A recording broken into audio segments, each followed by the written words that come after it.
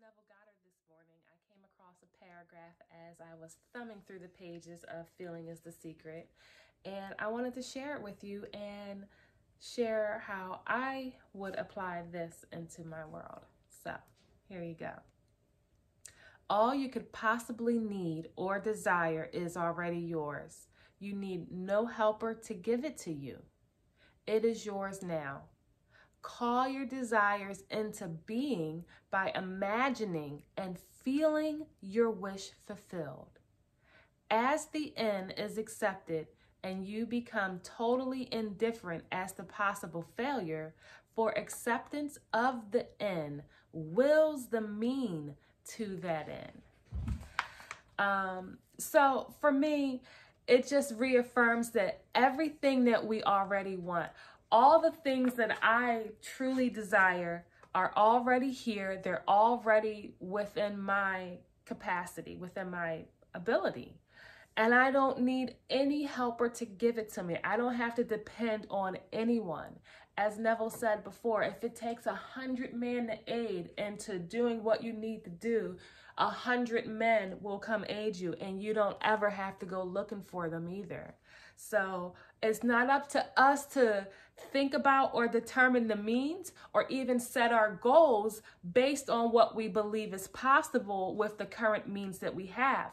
It's up to us, one, to recognize that all we could ever hope for or desire is already ours. It's already here. And we call it into our world by affirming it, by imagining and feeling the wish fulfilled in the end. That is how we do it. And don't worry, you don't need any helpers. I don't need any helpers. Of course, helpers will appear. But I think the message in that statement is, don't worry about the how. And he seals that with the last line and says, as the end is accepted, as we believe, as we have our faith and our knowing and begin to transform into that identity, the means wills its way here. It comes back to us. So yeah, feeling is the secret, is the secret. Call your desires into being by imagining and feeling your wish fulfilled. As the end is accepted, you become totally indifferent to possible failure, for acceptance of the end wills the means to that end. So I have a couple major goals that I'm working on. I call them major, but that would be giving them too much importance. But I have 2 projects that I'm working on that I absolutely love. I have an online business I'm building, shopwinebar.com. Check it out. And I'm working on my YouTube channel.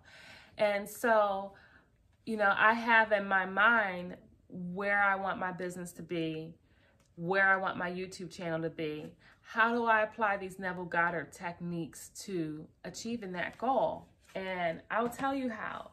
So I was in the house, obviously, getting myself together this morning, and I realized that I was thinking about an issue that I was having, and I was replaying in my head the issue, and I'm like, wow, and I'm just having all kinds of conversations with myself about this issue. And then I finally said to myself, Corinne, what feeling are you in right now? What state are you in? What state does this conversation have you in? And I thought about it. Well, I'm worried. I'm concerned. And so I said, okay, that's not what we want to reproduce here. Whatever state that I was in this morning, even if it was just for 15 minutes, it was a vivid 15-minute conversation with myself about a problem.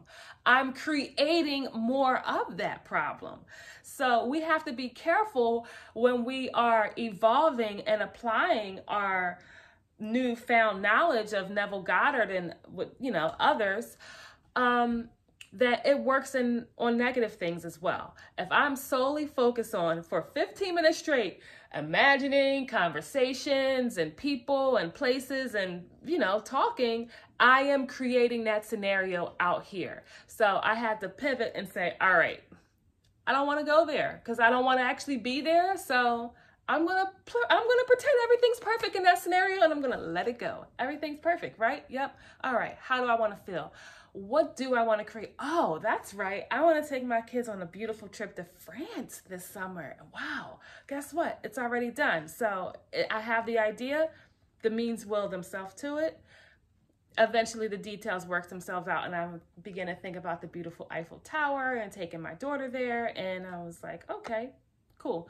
And then I thought, well, what if I spend the next 15 minutes, 30 minutes having a conversation about how my business is going and how I want things to go? And so I decided to share that with you guys.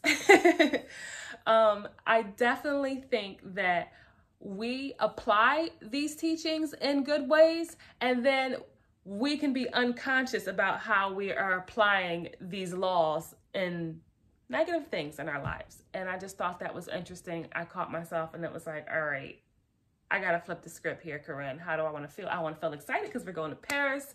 I want to feel excited because I'm building my business. I want to feel excited because I'm studying my yoga, and that is just so awesome too. And I'm going to have a 15-minute conversation with myself about all the amazing things. And as I began to do that, it was like, okay, well, I'm in my creative imaginal act. Some people tell me that they have difficulty imagining. Listen, we all imagine. We just don't realize we're imagining, okay? We're just really good at imagining the things that have become a habit in our life. At least I can tell you I am, for sure, because that conversation this morning I was having was not going well. But I flipped the script, and that's what I encourage you to do, is flip the script. So that is one way we can apply the living in the end, is to catch yourself when you're not living in the end. It's great to do your imaginal acts. It's great to think and meditate in the morning or in the evening. But if you are walking around and, you know, the normal you, your steady, your normal rest point or your comfort zone, shall we say, and you're talking smack in your head about something that's not going right, then you're going to be creating more of that something that's not going right. And I'm guilty of it because I caught myself this morning.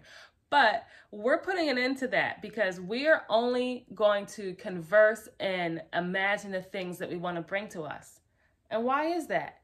Because we're always creating. So why not create the life of your dreams? Why not create the life where you have to work for 5 hours a week, or you run multiple businesses, or you live on an exotic island for half the year, or you travel across the country? There's no reason why not to. And so, yeah, I just thought I'd share that. Feeling is the secret. We'll bring it back home to Neville Goddard in his own words, page 29. And here it goes. All you could possibly need or desire is already yours. You need no helper to give it to you. It is yours now. Call your desires into being by imagining and feeling your wish fulfilled. As the end is accepted, you become totally indifferent as to possible failure, for acceptance of the end wills the means to that end. So there you go. Go ahead, hit the like button for me, subscribe to my channel. I am so looking forward to sharing my personal development journey with you as we read through our Neville Goddard, our Napoleon Hills, our Joseph Murphy. Please leave me a comment below. Who should we be reading about? Give me an author that is absolutely amazing or transformed your perspective in some way. I would love to order some new books. So thank you guys so much for watching. It means a lot to me, and I'll see you on the next video.